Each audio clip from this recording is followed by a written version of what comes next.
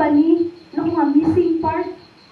Kay kung buot huna-hunaon, God is still God without man. But a man without God is nothing.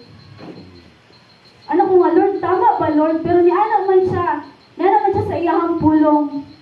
Niani siya diriya, aron pangitaon tong nangawala. And kita tong nangawala, tama igsuon. O karon, sa dihang nakaplaganta sa Ginoo, nakaplaganta diha kang Jesus Christ, one body na ta sa iyaha. Pero ang pangutana, naka-align ba ta sa iyaha? Naka-align ba itong binuhatan at ang pagkinabuhi ni ining kalibutana? Align ba sa Ginoo? Karon diri now that we are being reconciled in Jesus Christ, usa tong angay buhaton. Naay upat ka key points igsuon. Ana diri so first, we must walk separately to the world. So dira ka-remember mo sa Romans 12:2. Palihog na kong basa.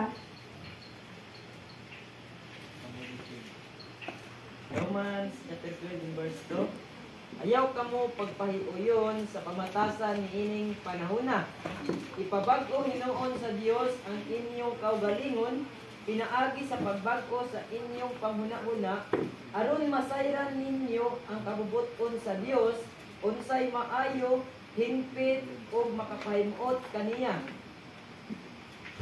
Amen. So ganitong unang key points, we must walk separately.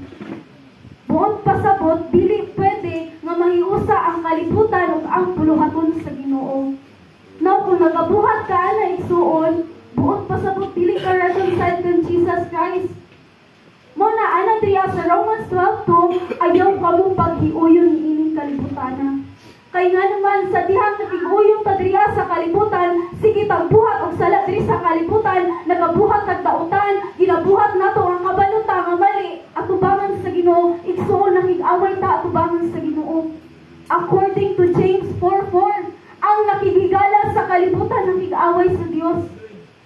So buot pasabot, the more na nakig-close ka sa kalibutan, the more na engage ka sa kalibutan, nakig-away ka sa Dios. Kalaban ka sa Ginoo,